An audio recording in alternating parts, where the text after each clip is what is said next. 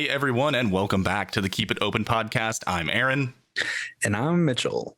And today we're going to start it off with, is it rude? Thanks for asking, Aaron. The is it rude question for today is... I'm ready. Is it rude to ask somebody their age? Oh, that's actually, okay. That's a good one. That's a good one. Mm-hmm. I can get behind that. Yeah. What do you think? You know, I'll actually give a brief anecdote. So I was on a date recently and we were discussing, I can't exactly remember what it was. I think it was like career goals or like something like that or something like that. And basically I was just like, wait, how old are you? You know, and it was just totally part of the conversation. And then like, Harmless. Yeah. Right. And then she paused and I paused and I was like, you don't have the answer. You're like, I was like, but also like, but it's funny because it's also kind of a little bit of a double standard, right? Because absolutely a double standard. Yeah. But also everyone posts it on their like dating profiles and stuff, right? Like, especially if you met on an app. You knew like, how old she was from the I could have gone and looked. I didn't remember. You know, I was more, but it's also like keep the conversation going, right? Like, you know, it's just one of those, it's like, how old are you again? But yeah, so she didn't answer. Or what no, did she did. She did. She laughed. Oh, okay. She laughed. Okay, she did. No, she was cool. She was cool. She totally answered. And it was totally fine. Like it was just like a little moment. You know what I mean? Yeah. I think asking someone of an older generation might be considered rude. I think that's where I land on this one. Yeah. I think that in this generation, it's not so much of a hang up, you know? Yeah. I think, well, first I would say it's a lot different to ask, for a man to ask a woman her age, their age.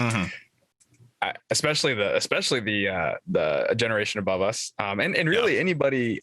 I think once you start to get into the 30s, 40s, 50s, I think people really try to start obscuring their age there because nobody likes to get old, and society puts everyone's trying to hide their true age. Right.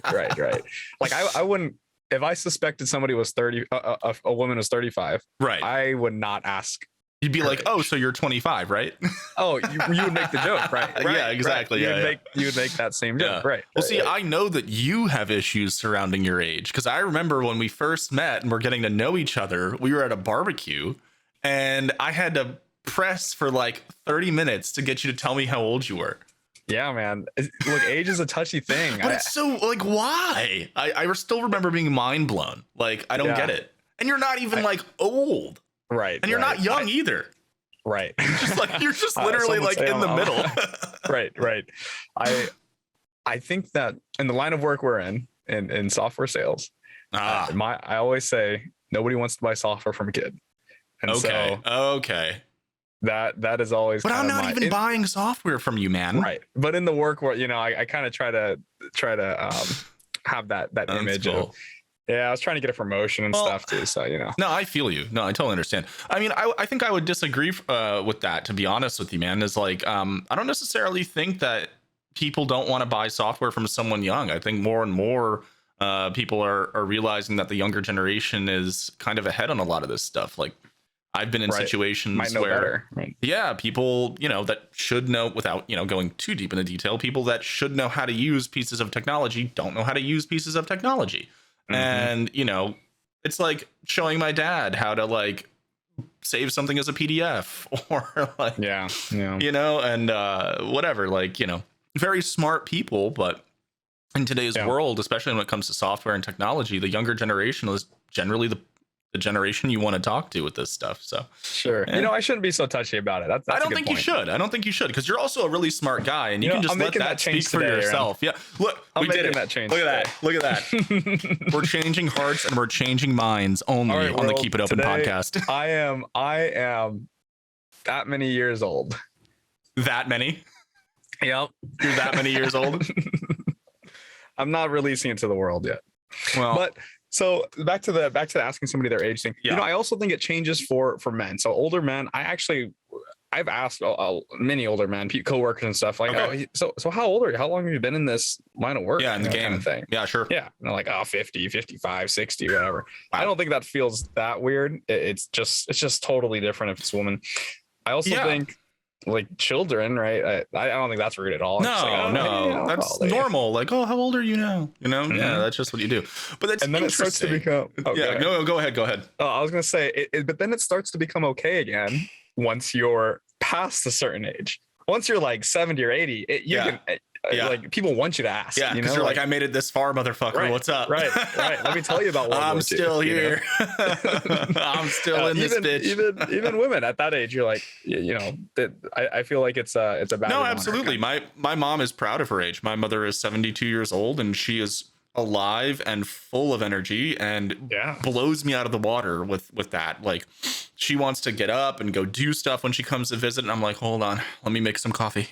She's like, I already had 2 cups, let's go. And I'm like, Jesus Christ. Nice. It's a lot of energy for 72. Oh yeah, she's great, man. She's awesome. And so it kind of goes to show, right? Like, age is a number, as long as you like take care of your health and your mindset and stuff like that, right? Like, you can be 72 years old but have the energy, for the most part, of someone in their mid to late 20s. Because man, she always jokes like, it's hard to keep up with you, and I'm like, what are you talking about? It's like, I'm the one trying to keep up with you, ma. But I also, there is definitely that stigma on or the double standard between asking a woman her age and asking a man his age. I think that is interesting. I think it's also a bit of an older like societal construct. So you think when our generation becomes 30 something, 40 something, 50 something, it'll be less strange to ask people their age? It depends, right? So I don't think that it's gotten to that point yet, because I think that society still has unrealistic standards for women. I think that from what I see on social media, it's like, get married, be a great wife, have a kid, have a high paying job, work really hard, own your own business, go to the gym, like, and you have to do all of those things simultaneously to be a modern woman. And it's like, that is an unreasonable expectation. So if any women are listening and you feel the same way or you feel differently, please interact with us, comment, tweet, whatever. We'd love to have that discussion. But I was talking to a woman recently, and I said that, and she was like, so when are you proposing? Oh, Aaron, you're a 1 in a million. I know, right? Everybody else just wants to know my age. I keep trying to tell people this. I'm a catch, please. But yeah, I think that kind of goes a little hand in hand with that age stigma, right? Is because there's these very unrealistic expectations of women that, age is kind of almost like a watermark, or not a watermark. It's a way of like tracking I don't want to your go so progress. Far to say it's right? like a scarlet letter, but it is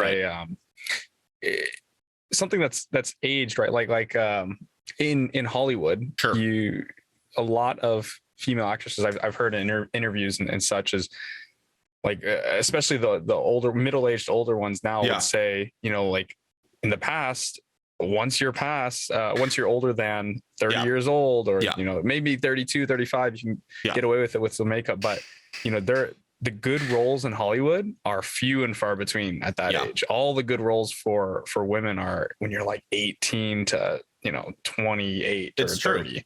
It's true. And then also the age gap between like male and female actresses in a lot of movies is like huge sometimes. You get like a guy who's like 50 years old, they put some makeup on him, and he might, and all of a sudden look 30 or something, but and then the girl is like 22 years old or something. It's true. It's very true. And they're probably in like a romantic relationship in the movie, right? And again, though, that's the thing, right? It's like that's that societal stigma. It's literally based on the past generation and the way things have been with a society that has been dominated by the patriarchy. That's what develops, right? Is men as they get older become more attractive, and women as they get older are less desirable, and that is just fundamentally unfucking true. It's just not true. And it's a myth that was created by like a marketing campaign, exactly, and modeling things and all of that. And Hollywood too, also, right? 100% Hollywood was a huge part in that. And a lot of our consumer culture in terms of like you said already, clothing and TV shows and like all of that stuff is like it all plays into that. So I think all of that kind of funnels into the idea of, don't ask a woman her age. It's rude. When truthfully, I don't think women should be, I don't feel women have anything to be ashamed of, right? Like, we all age, we all get older, and I'm not trying to speak for women here. It's just one of those things. It's like, your age is just a number, a fact about it, right? Yeah, I mean, it's just a fact. Like, hey, you have brown hair, you have brown eyes, and you're 37. Yeah. Great. And to clarify, it's like, I don't think women should let the stigma, the pressure that society has put on them, make them feel self-conscious about their age. I just think it's unfair. I think it's wrong. So yeah, I mean, currently I would say it's rude to ask a woman her age still, though. I would say yes. That, unless you set it up correctly. No, I agree. That is correct. I think it depends on the relationship, of course. You can ask anybody their age if you're cool with them, I guess. But yeah, exactly. If you're meeting a woman for the first time, and don't lead with that, guys. Don't lead with that. Don't lead with that. Hey, good to meet you. How old are you? Can you imagine, dude? I think that was very rude. Can you fucking imagine? Oh, well, that's the end of that date. Let me tell you. Good luck next time. Oh man, I guess we're still living by some old societal. Yeah, I think we definitely are. I think we're transitioning into a new kind of paradigm and a new zeitgeist and a new way of viewing the world around us and processing it and defining it. And I think that's really exciting. Real quick before we jump into our main discussion of the day, which I am excited for, I do want to bring up two things. So one, the really funny coin market cap glitch that happened today. I know I texted Aaron's a billionaire, by the way, everybody. Yeah, I have $2.4 billion in SHIB. A billion, more than a billion. $2.4 billion in SHIB coin, guys. So holler at me if you need a loan. I'm open to hearing business ideas. I'd love to invest. So here, I'm going to pull up we're lying that there's no, Aaron's not a billionaire. I'm not a billionaire. So I'm going to pull up our Twitter real quick. I took a little screenshot of my Trust Wallet because everyone was kind of memeing today.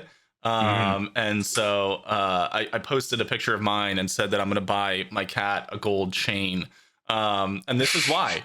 So as you can see here on the screen, I'm reversed. It's over here. The coin market cap glitch gave everybody an insane percentage return. So I'm taking my cat to the vet today, actually, and I see something about this on Twitter as I park, and I open my coin wallet, and that's what I saw. $2.441 billion. Now, it's not real. It's not true.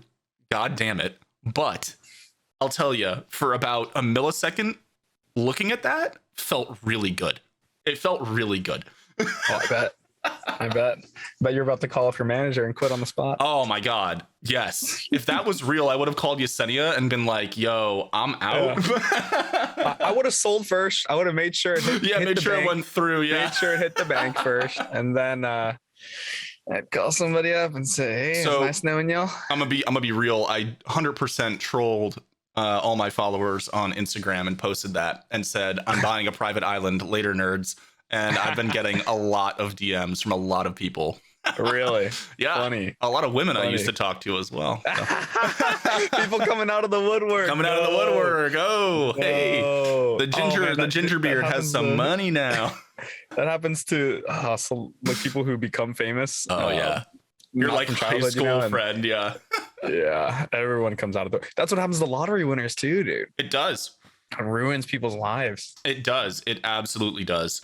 There's some other stuff I wanted to touch on real quick in regards to crypto and the metaverse, just because they've been happening in very quick succession today. And I think, Mitch and I were talking about this, off podcast, but I think we're going to keep cycling back to the NFT, metaverse, crypto discussions because it's becoming so ingrained in our society. I think that it's something that is just going to keep coming up and keep changing and being exciting. I don't think I'll be able to not talk about it. So, yeah. Yeah, for sure, man. I mean, we're talking. What was the headline recently? Nike bought an NFT company, right? Yes, or a metaverse company. Yeah, so they bought a design company. Basically, they're gonna, I guess, use them to do their events, right? Or their promotional stuff in AR, VR. Sorry, I know it's like a flashbang on my face right now, guys. I apologize. There's no dark mode on Instagram on the browser. Let me see. Browser Instagram, dude. I don't even know what that looks like. I know, right? Here, let me see if I can pull this up real quick. Oh my god, it's so bright. I hate this. Let me see if I can find this here.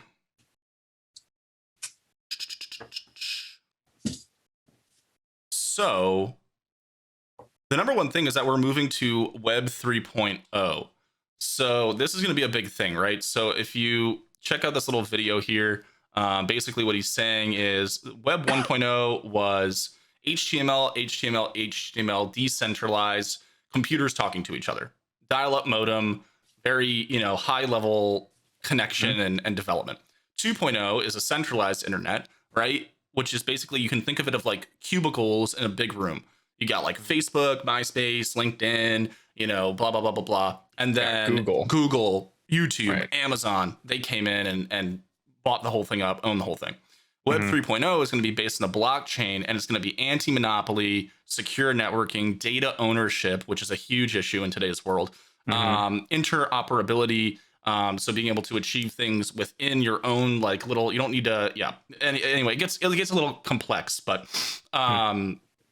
basically you don't need permission to do things like even financial transactions. Like no bank will be in charge of a financial transaction that I'm doing in the future of the decentralized web. If I do my transactions, full ownership between my transactions, my financial data, like all of it, right?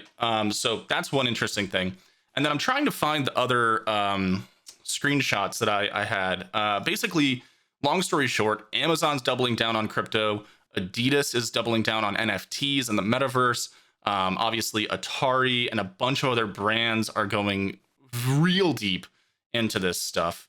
They are making large investments, acquisitions, buying. So, this is one of those things, right? Where in the past, like with the internet, when it was in its infancy, people said, oh, it's not going to be anything more than, a way to take notes or something like that. And we all know that that's just not true now. So very interesting stuff. Keep an eye on it. That's my piece. Yeah.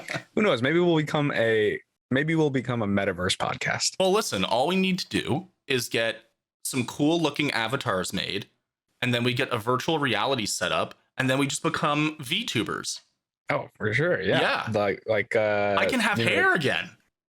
It'll be great. Who's the gorillas? They're totally virtual, right? Yeah. They're decades ahead of us. Ahead of the metaverse, man. They've been doing this for forever. Well, have you heard of Iron Mouse or Nanners or Code Miko? I have not. So they're already all virtual artists. They're all virtual streamers, YouTubers. I'll pull up. I was watching Iron Mouse the other day. She's really funny. But yeah, so I mean, I'll just pull up a quick little video here for the podcast. But so it's a virtually rendered model, and it reacts to facial expressions and everything and all that, and they interact with their entire fan base that way. Whoa, but it's her voice, right? Like she's still it's her talking and doing her whole thing, but it's an animated character. And so some of them are like three-dimensional, kind of like us here on the screen. But then there's models like in VR chat where they are like full 3D. And so that's coming, and there's already people doing that in the metaverse. It's already starting to happen. There's a guy with a podcast, and he's doing it virtually as a virtual character. So that's going to be another really popular thing that's coming. So very exciting stuff, guys. Exciting stuff. Why don't we hop into the meat and potatoes of today's episode? Why don't we? Today, we are going to be looking at some questions on AskReddit. Oh, yeah. Very good stuff on here, guys. So, do you want to take us into our first topic, Mitch? You want to do some scanning, see what looks interesting here?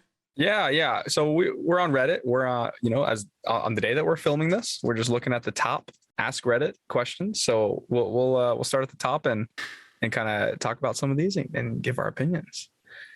So the first one I've got for people listening out there and who can't see the screen is Redditors from foreign countries. What's something us Americans aren't ready to hear? Oh God. I'm an American, born and raised here. Yeah. So I would say if I was from Europe, I would say something about probably the like soda sizes. Like that's like a Yes. like a like really sizing. trendy thing to like be passionate about. You guys like, eat too much. Yeah, you guys eat and Americans drink too eat much. way and too like, much. Yeah. over here in Europe, we only get your size small is our size large, and we have no free refills. Exactly. Like, I see that in comments like on the reg on food videos. I feel. Oh yeah, absolutely. And also, beyond that, I think, there's a couple big ones for me, right? Like our public transportation here in comparison to other parts of the world that's a good one. is rough for the most part, unless you're in New York. And even if you're in New York, the subway system is in desperate need of an overhaul. Yeah. So that's a big one. I mean, I could think of a whole bunch of stuff, but why don't we jump into some of these comments and see what they have to say? We're not here. looking at the comments, by the way. We're trying to kind of guess what people say. Yeah, we were gonna kind of see, but I'm sorting by best. First one is why don't you have more trains? Oh, brilliant! You got it, Aaron. See, public transport. Oh. Second top one is lobbying is essentially legal bribery. Oh, that's beautiful. I love that. That's not allowed in Europe. I don't think it is. The amount of food you waste is insane. That's there. True. You go. Yeah. Although, I visited London. There was, London is so similar to the United States. Right. I feel that I really didn't feel like I was outside the United States. Although the train worked really well. Fair enough. You got some healthcare stuff. Of course. Yeah. Well, it's true. It's true. Yeah. Don't be a Debbie Downer here. It's true, though. It is true. It is true. Working as intended for the corporate overlords. Listen, Daddy Bezos says jump and we say how high. Okay. That's just how we do it here in America. We're high achievers. All right. We like to make Daddy proud. Yep. Staying alive isn't something that should cost more than a person's net worth. Ouch. Why is it so expensive to call an ambulance? I saw that. So true. Dude. It really is. Though. So when I was in high school, I had a surgery, a stomach surgery. I had an ulcer, and they had to cut out a piece of my stomach. Oh my God! What? Yeah. I went to the emergency room, but how did I get to the emergency room? You might ask. So I was in pain. So after school ended at like 2:30 or something, and I had gotten home. And I was in pain, dude. It was the worst pain I had ever felt. Gut wrenching, just somebody like a knife in your stomach and like twisting it. I was like I was just on the couch. I couldn't move. And I was tense. I was sweating and Jesus, terrible pain in my stomach. Right. So you're having a great time. Oh yeah. What an awesome time. And I tried to take Tylenol and everything. It just nothing helped. Right. Yeah. And I call my dad. He's at work. My parents both work till like 7 or whatever. And I was like, Dad, like, my stomach hurts. Here's how bad it is. It's gut wrenching pain. I give him the knife anecdote. And he's like, Mitch, whatever you do, don't call an ambulance. And I was like, Dad, I need to go to the emergency room. Like this hurts so bad. He was like, no. When I come home, I'll drive you to the hospital. Don't worry. And I'm like, that's in like 3 or 4 hours. It's like, that's not. And he's like, no. I know. Just hold out until then, and then I'll come home. So basically, he comes home that day. He tries to not even drive me to the emergency room first. He tries to fix the problem himself. He's like, well, can we how bad does it hurt? Can we like do some kind of like home remedy, little Pepto-Bismol or something? Dad. And we didn't know it was a stomach ulcer at the time. So I mean, his mind, he was probably like, oh, it's probably a stomach ache. And then eventually he drives me to the emergency room. They tell him I need surgery, and then he's like, okay, well, yeah, you probably should have gone earlier. But yeah, no kidding. That's oh my God. But the ambulance here, I mean, I think it would have cost the ambulance alone for a relatively short ride would have been $1,500 or something. Oh, if not more. Yeah, and if not more. We were pretty close. I mean, we weren't too far from the hospital, but that short ride would have been it's at least $1,500. Absolutely, no doubt about it. No doubt about it. Yeah, And I've had other friends who they have ambulance rides at 3-5 grand just for the ambulance, right? Let alone the medical bills, operation. Yeah. It's kind of out of control. I mean, without diving down that black hole of healthcare in America, healthcare in the United States. I think it suffice to say some work could be done. I don't think it's an effective system. No, not at all. If you scroll down a bit, this is one that I actually have heard from friends is true. And I can't quote to it specifically because the last time I was abroad was when I was like 14. And so it's been a minute. But I've heard this from multiple friends who've gone abroad. The quality of your fast food is absolutely horrible compared to that of Canada's. I'm referring to the same chains like Burger King, McDonald's, all of that. And a bunch of people attesting here that, you know, in Australia and other places, the quality is actually good. Like, and I think that's really weird. Like, that has to be something with like the corporation's like headquarters in that country isn't cutting corners in the way that they do here. And well said, Earthman G22. Honestly based. Man's woke. He understands. He's got it. You know, it's true, because I think in those other countries there's like a baseline level of quality that I think you have to meet, but we kind of surpassed that here in America. Also, nice pun. That was good. I like that. What was it? A baseline to meet. Get it? Oh, I didn't even realize. I didn't realize. You're so clever, Mitch. I'm that clever. Yeah. But here I feel like you can bypass a lot of it due to capitalism. I mean, absolutely. You know, how cheap can we get it? How fast can we get it? And again, that ties back to the other person's comment of most likely lobbying to get around some of those constraints, right? Although now I think that there is really a pretty big push, especially in fast food, for higher quality fast food, and not so much like, I guess there's not like movements around it, but it's more so like people are voting with their dollar. Like you'll go to Chick-fil-A because you know the quality is like significantly higher than like McDonald's or something. Yeah, they have a higher standard. And Raising Cane's is pretty high quality. Or In-N-Out even. Yeah. Or In-N-Out, 100%. Right. And Chipotle. I think that's the emergence of these like fast casual restaurants too, like Chipotle. And others. Chipotle's had its own issues, but no, I definitely agree. It's still in that same boat. Another comment just below that is Flamage said, I was also shocked at the bad quality of the restaurant itself. In Slovenia, I went to a McDonald's and it was like a cafe. They had macaroons and orchids decorating. It was amazing. In New York, all the McDonald's I saw were run down and really dodgy. And that is so true. That is true. So true. Every now and then you'll find a McDonald's that is either like newly renovated or, I don't know, the management staff like takes cleanliness and upkeep seriously. But for the most part, it's a little sketchy walking into McDonald's. They're sketchy places. Your bathrooms are probably pretty gross. Yeah. Like you might be, if you drop something on the table, you might not want to eat it. Yeah, 100%, which should not be the case. Like, what's up with that? I don't get it. Anyway. Well, I think also the fast food restaurants here, this is also, I'm speculating here. I don't know. But I think here fast food restaurants might serve a different purpose than in Europe, right? Like I know that in China, pizza restaurants like Pizza Hut or Papa John's, one of those, is like a sit down restaurant. It's like a nice restaurant that you go to for like the equivalent of what we would go to like a Cheesecake Factory or something like that. Oh wow. So it's like a different purpose under the same brand name. So I'd imagine that, you know, overseas McDonald's might be that serve as like sort of a cafe and whatever. Your cheaper, faster food might come from like a mom and pop shop, or there might be other brands out there that do that. Okay. You know, I think it's not quite as simple as like, you know, like it's obviously all under one brand name, but I do think that there's some intricacies there. Well, that's good to know, Mitch. Honestly. Yeah. So if I ever make it over to Beijing or something, I'll make sure to check out Papa John's. Check out pizza, man. Yeah. That's should we go to the next question? Yeah, let's keep it rolling.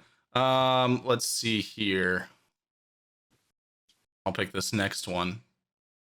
All right.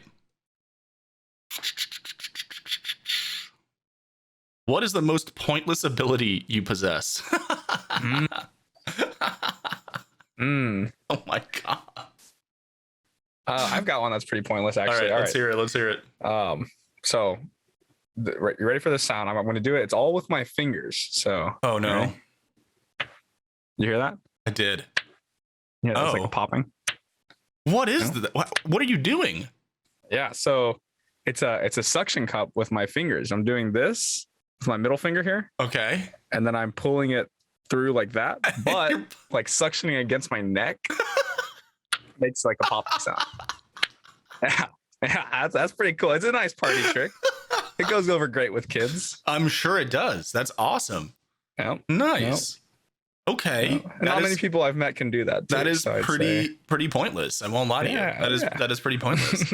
Let me think. I don't even know. What is a pointless ability that I have? You do that? No, I can't. I can't.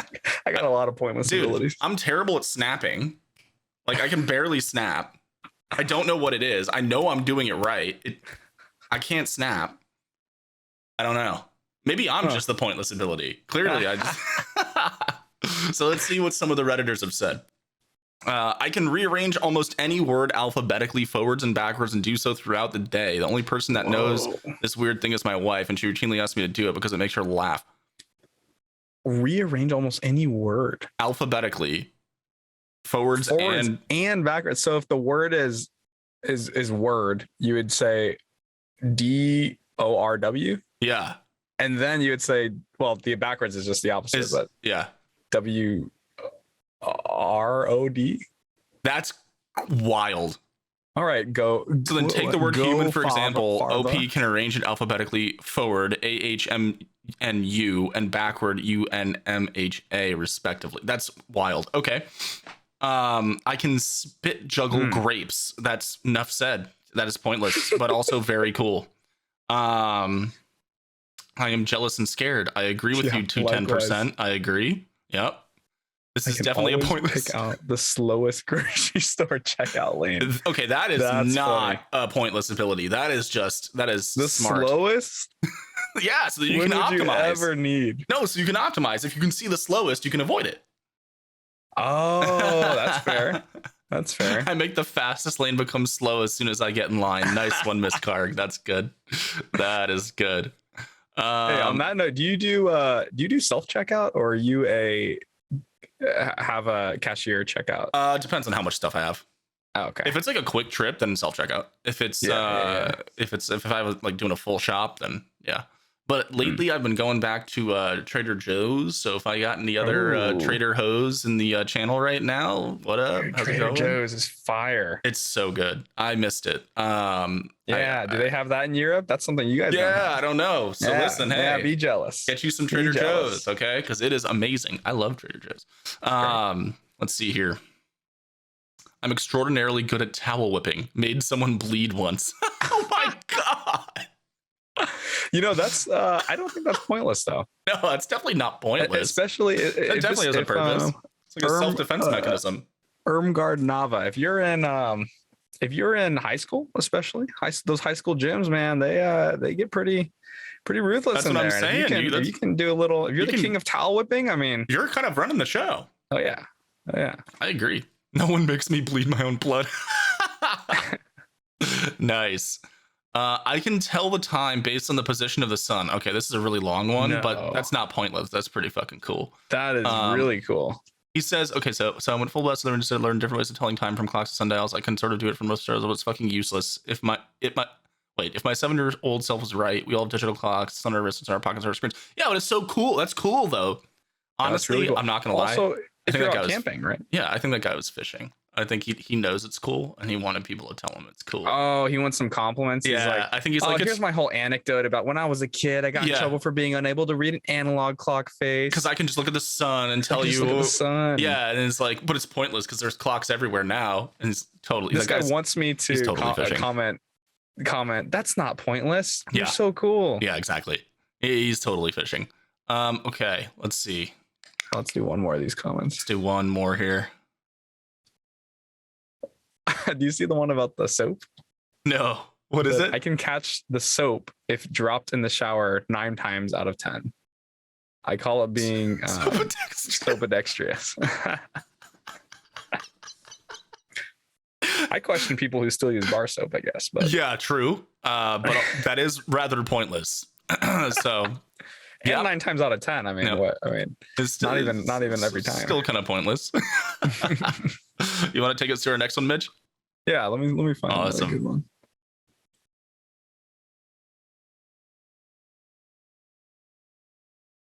Ooh, I don't know if you eat cereal, but there's the question of what's the best cereal. This is going to be a hot topic. I think we should definitely check out Reddit's hot takes. Let's dive in. Dive in. Okay, so before we get to the comments, you want to take it away, Mitch? You want to start the drama? Yeah. Right. There are many good cereals out there. Okay, I would say true. They're all the ones I like are all very sweet. Okay, they're basically desserts, so I don't know why kids eat them for breakfast. They're very bad for you. America. Yeah, you don't have that in Europe, do you?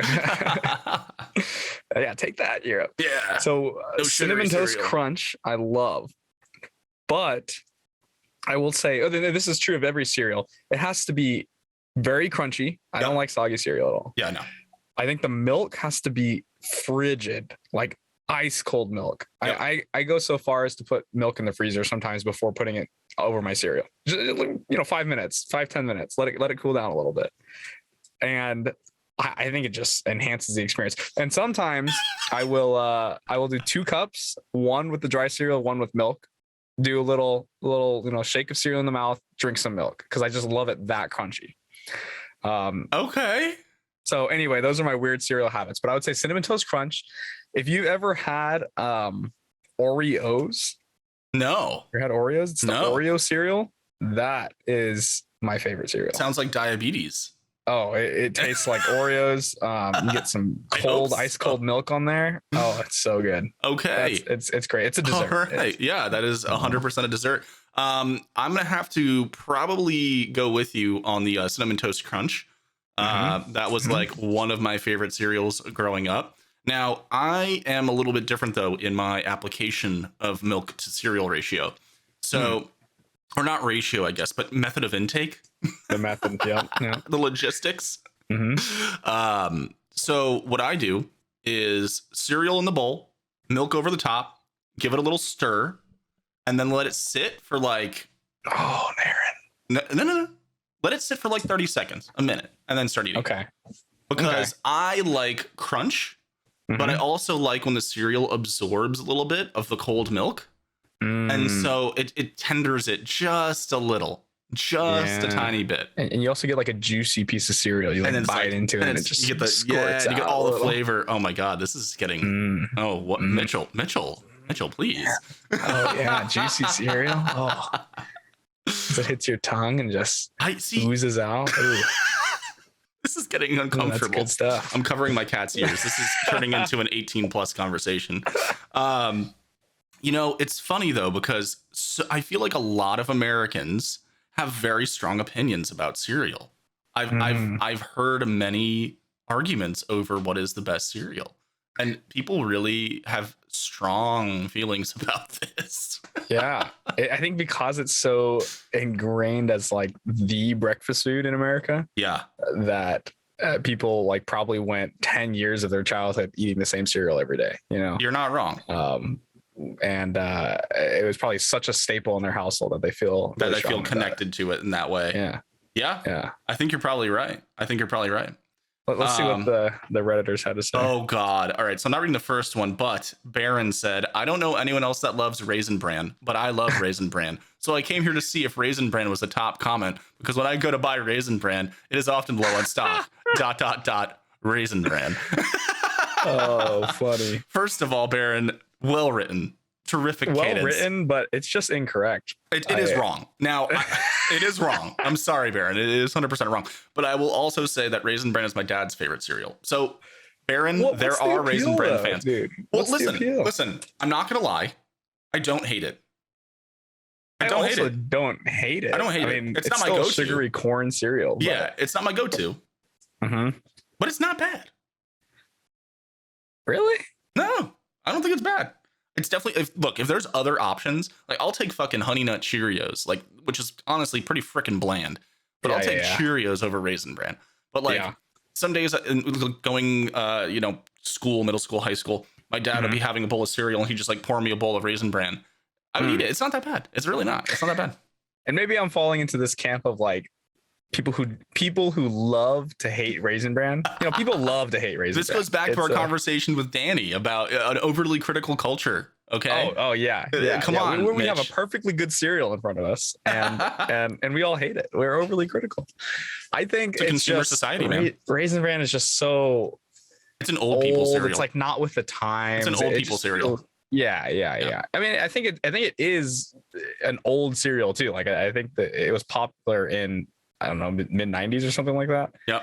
It's just stuck around this long. It's kind of like grits, like you ever eat grits? Like grits are good, but it's kind of an old food, Yeah. Well, you got to spice it up. You got to do like cheese grits with some like sausage in there. You need something in there. If you look down, your mom's dream man said, you're the only other person I know who likes Raisin Bran. I love the shit. Have you done the one with honey oats or whatever? That shit is like God himself came down and blessed my bowl. And then he said Raisin Bran Crunch.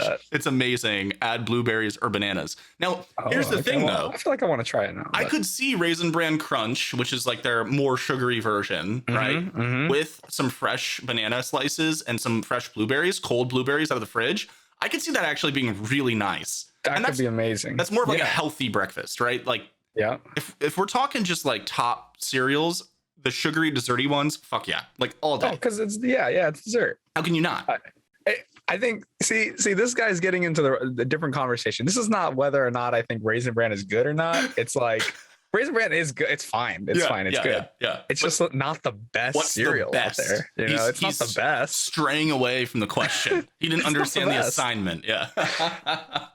All right, I'll move on. There's a lot of Raisin Bran here, man. Like, you can get anything aside from Quaker oatmeals. Okay, What happened to Kellogg's? What is happening what is happening on this Reddit thread right now? What are these? These are bots, dude. These are bots. These are NPCs, bots. Dude. NPCs. Never NPCs. These are never NPCs. eaten a bowl of cereal in their lives. Fruity Pebbles. All right, fair. Pebbles is good. There we go. Cinnamon Toast Crunch. All right, we got our Cinnamon Toast Crunch. We're good. We can leave. All right. We can leave. All right. Reddit agreed. Oh, 27. It's not too strong. Not too strong, dude. I don't understand. My cat's looking at me in complete disbelief right now. It's like, really? Raisin Bran? He's like, really? Cinnamon Toast Crunch is that far down the list? It's like, come on, dude. What? And then the next one I see is Honey Bunches of Oats with almonds. That is a very good cereal. Okay. I would almost say that's Honey my Bunches top 5. is good, but also like, do you think people are fronting so they don't get flamed for putting like a really unhealthy cereal as their answer? Maybe. I'm surprised I didn't see like Cocoa Pebbles or like, yeah, dude. I'm surprised. I'm healthy. I'm European. Yeah, I'm not American. Yeah, I save my unhealthy meal for when I go to buy McDonald's later, and it's actually delicious. Yeah, that guy eating Raisin Bran, he's actually got a pantry stocked with Cinnamon Toast Crunch. Yeah, exactly. Just straight lying. Straight lying. Okay, this one's kind of funny. Where do you see yourself in 5 minutes? I'm debating clicking on that. What else we got? Ooh, okay. What are you sick of being romanticized or being portrayed positively? I want to see that. What are you sick of being romanticized or being portrayed positively? I am sick of seeing wealth being portrayed or being romanticized. I don't think that wealth and aspiring to have wealth is something that shouldn't be a positive portrayal. I think it's a good aspiration to have to make money and be successful. But I think that the romanticization, is that even a fucking word? Romanticizing of the wealth, maybe? Yeah, whatever. Anyway, guys. Yeah. I think linguists. That looking at wealth and making it romantic, rose-colored glasses, I think that's dangerous. And I think that's where we found ourselves in society right now, is people are obsessed with money and wealth in a way that is unhealthy. And if you look into it a little bit, I don't know if I've mentioned this in a previous podcast or if this was just a discussion I had with someone last week. I can't recall. The rates of depression, suicide, panic attacks, and drug addiction and all kinds of stuff skyrocket when you start making over, honestly, I think the cutoff was over 6 figures, just over 6 figures. So like right when you make over $100,000, the numbers start going up. And then once you make 7 figures, they go up even higher. So more money, more problems. More money, more problems. I would have to say, I would say relationships, but more specifically, I'm sick of seeing like marriage in particular.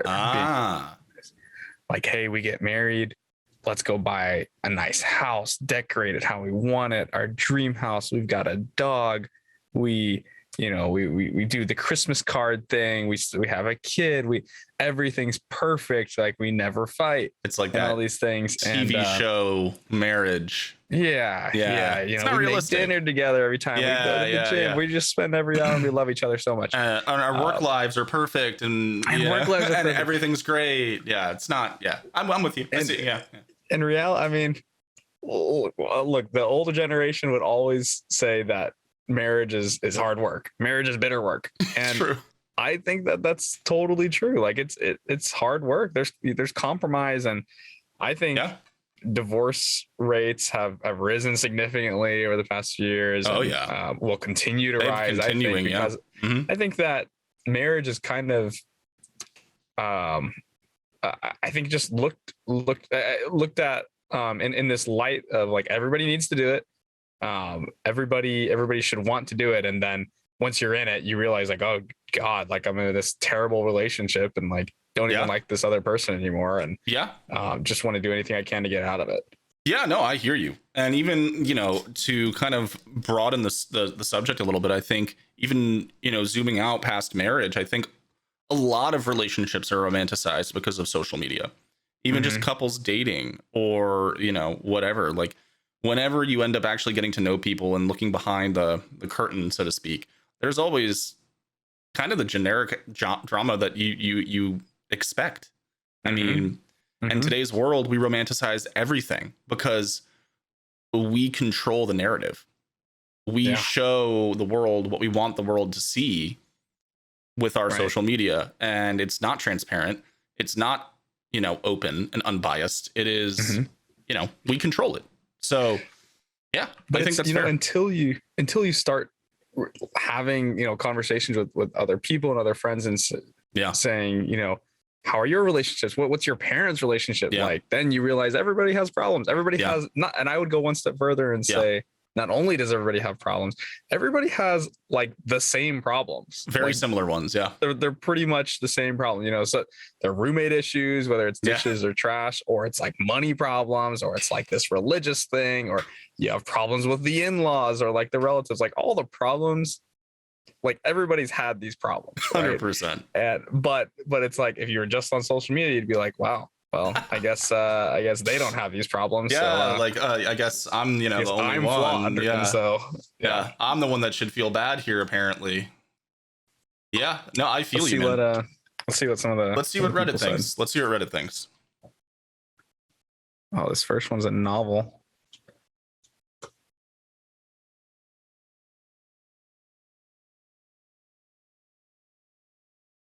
My real parents are the ones that raised me.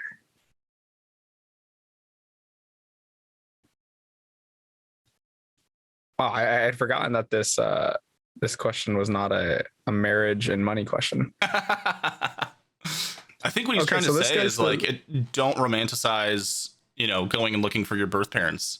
Like, it's not a good process. It's not a fun process. Yeah. I've heard that. I've heard that a lot. That it's kind of like, don't meet your idols kind of thing. And not to say that the parents who gave you up for adoption are your idols, but I think that people expect a lot more from meeting their birth parents, but you're like expecting your birth parents to act a certain way and to like have this certain reaction and maybe even foster a relationship with you. And it is just so many times just like, oh, well, good to meet you. Good luck out there, kiddo. Sport, I agree. One of my close friends is adopted, and I think he's made some attempts at contact, I believe, but I mean, his adopted family is his family, and they take great care of him, and he's very happy. And so, Luckily, I don't think he's gone down that rabbit hole, but I think that's actually a really great point to bring up, because it is romanticized, right? Like it's been romanticized in TV and film. TV a lot of times, yeah. And it's just not accurate. Like if an adoption took place, there's probably a reason for it. And, yeah. That's the first one that comes to mind is did you watch The Office? Yeah. Yeah, so Erin, that character that they introduced in like season 7, right? Yes. She finds her mother, and they have this emotional, coming together, and it happens at the reveal, like where they're all on stage, they're talking about this documentary and everything, and Erin's mom comes up. It's super emotional, like they love each other, and I think, but those two people have to be certain types of people to like want that, and I just don't think that it's realistic. I don't think so either. I mean, that's probably a rare case, to be honest. Oh, super rare. Yeah. Next one, most people probably don't want anything to do with that. Unfortunately, yeah. I mean, that's why it happened in the first place, right? Right. For one reason or another. The next one is alcoholism. I would also agree with that. I saw that. Yep. So explain this one to me. So when we say, what are you sick of being romanticized or being portrayed positively? Yeah. Alcoholism, not in the sense of like, I'm going to Alcoholics Anonymous, right? More like we drink a lot on the weekends kind of thing, or what is this saying? I think this person is trying to, so I think that in America there is, well, I wouldn't even say just America. I think kind of the world right now, at least the first world, with younger people. We consume a lot. I mean, a lot of young people drink probably more than is reasonable. Maybe not even just on the weekends. And I think what this is probably driving at, and from my experience in the entertainment industry, the music industry, and stuff like that, is a lot of people are actually functioning alcoholics or functioning drug addicts.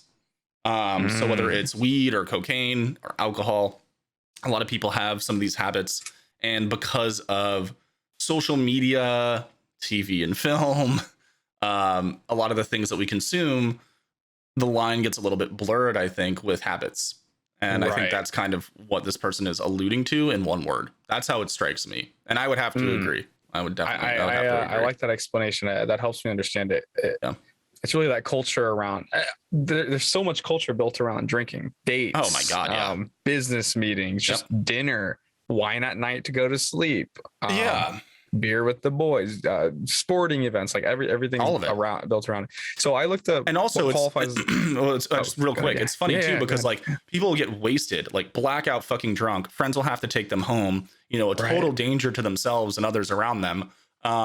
Potential alcohol poisoning, like life threatening, right? It can be. Wake up the next day with a massive hangover, be like, whoa, man, I need a cheeseburger. And everyone's like, oh, Dave, you were so fucked up. It's like, and then brag about it. And it's like, yo, that's pretty serious. Like that's actually not a good thing. And so that is worse than most, we justify the shame effects from other drugs. Yeah. We justify and romanticize the shame. Yes, that I see now what he's cover trying, it, what he or she is trying to say. We mask it to cover it and make ourselves feel like it's all right that we got out of control. I don't even know if it's to cover it. Like it's a cool thing. Like some people like the feeling. But that's because. Stuff, no. Yeah, I mean, listen, I drink probably more than I should. I love beer, but that's what this is saying, right? It's been romanticized and it's been portrayed positively.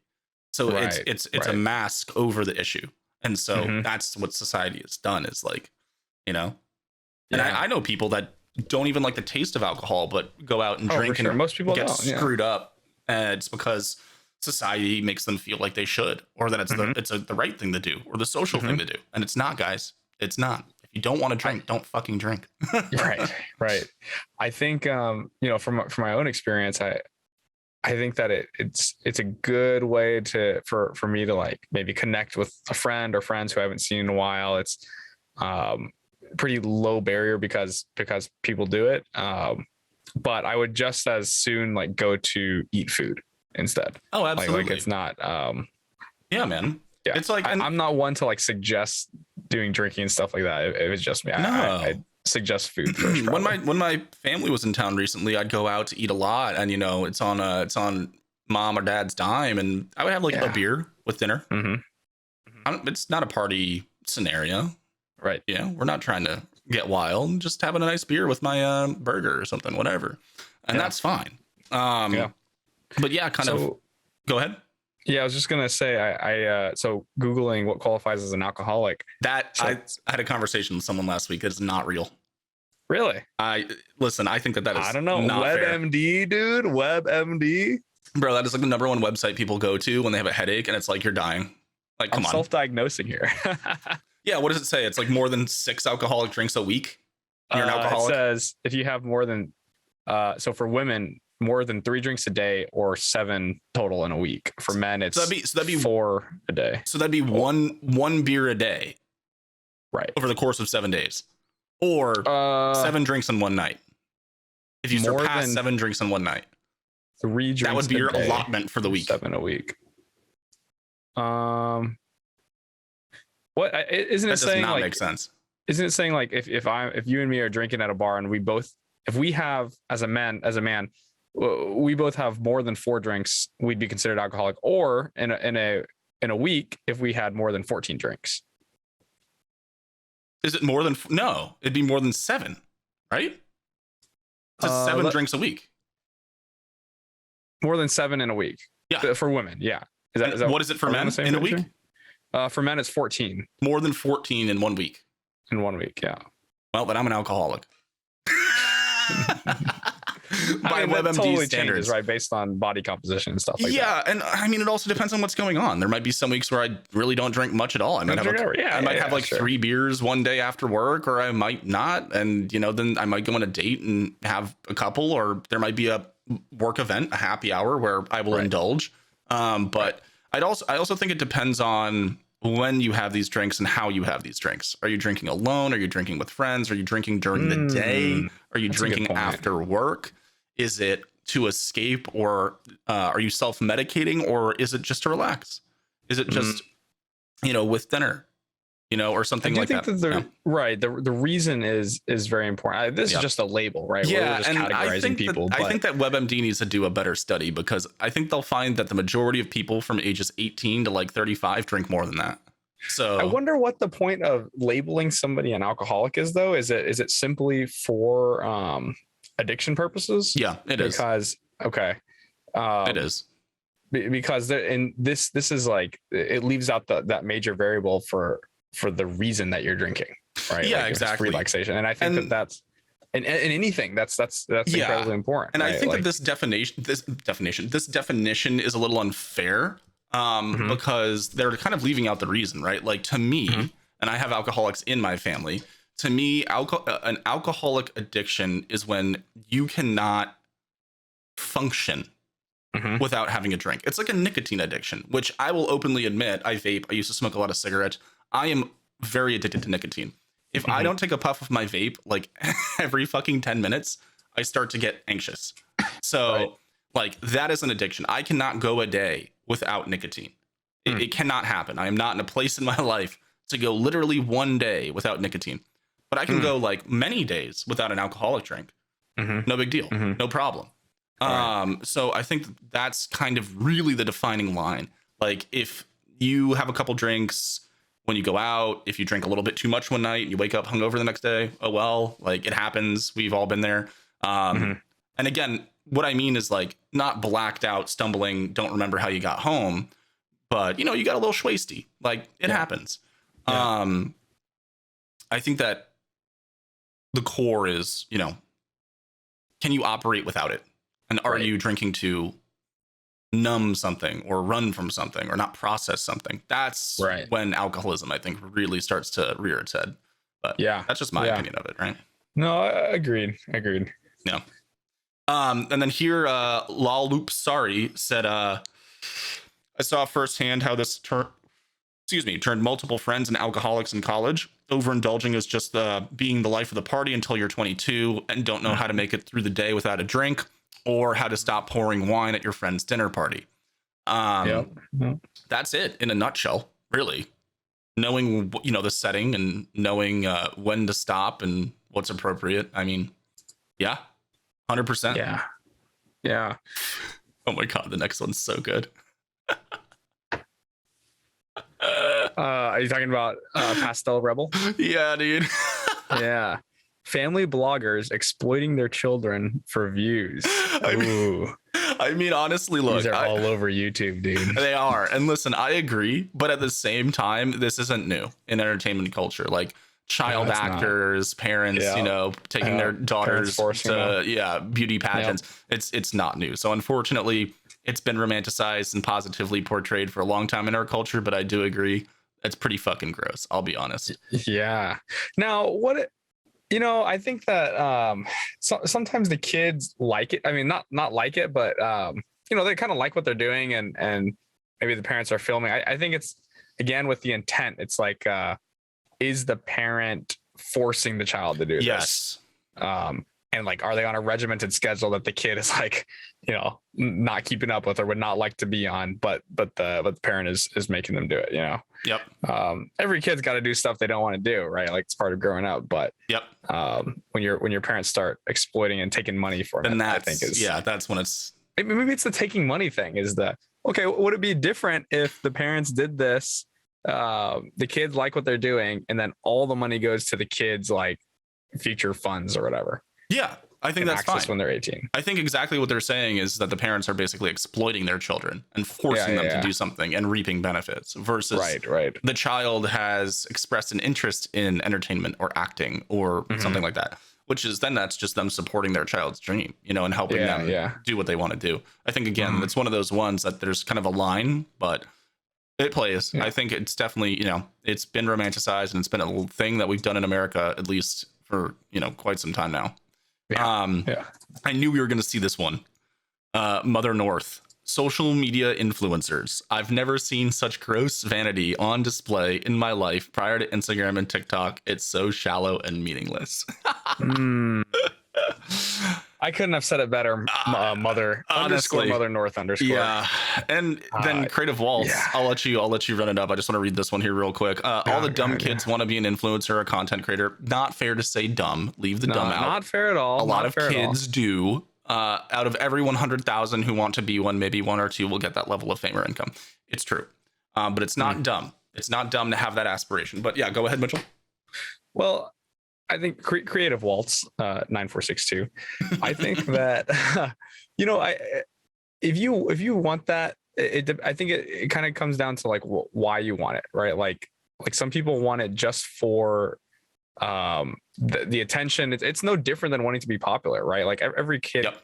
Not every kid, but the majority of kids want to be popular. People want to be liked. We're like kind of what we talked about on a past episode. Yeah, it's that social acceptance and social accept. I mean, we're a social species that people want to be liked. So I think it's this guy's coming, or this person is coming to it from an angle of like all influencers are bad, kind of. Yeah, and it's a little bit of a boomer perspective. Like it's an older person's perspective, an older generation's perspective. I think I think we can all agree it's a little bit much right now. There's a lot of content that's being thrown out there that's kind of in that vein, versus I mean, I don't even know how to really, I don't think it's fair to say that, because I find a lot of really great informative content on the internet, tutorial videos, or just knowledge based videos, or just interesting shit, like whatever. There's really great like targeted content.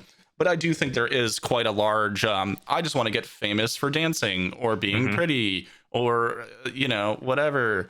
And that goes for guys and girls. It's not gender specific. No. Now from Mother North, though, this person, they said it's shallow and meaningless. I agree. It's shallow. Is it meaningless, though? No. They might have just typed that in a couple seconds, but like, I didn't think they didn't pick their word choice very well. Right.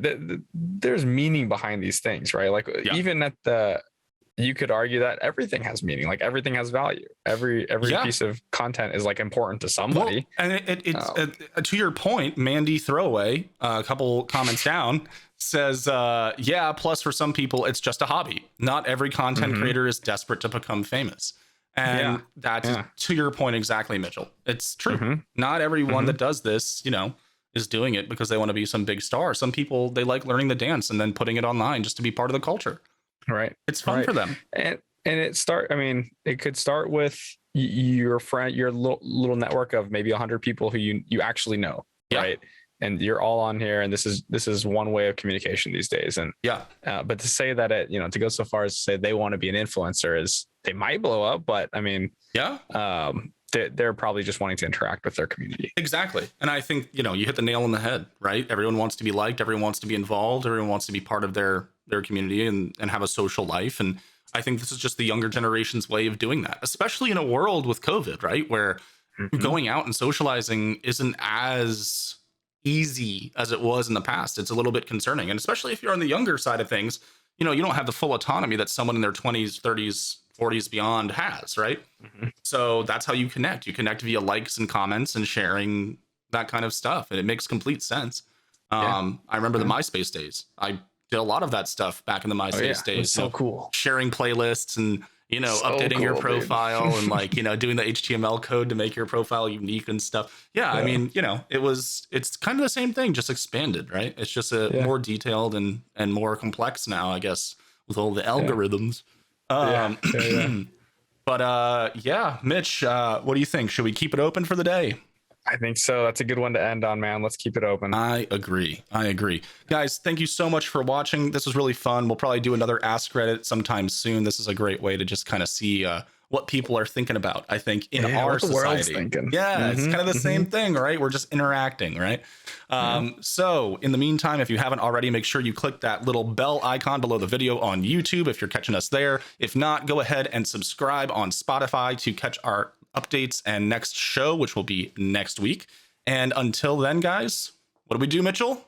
Keep it open. Thanks, y'all. See you later. Thanks for listening.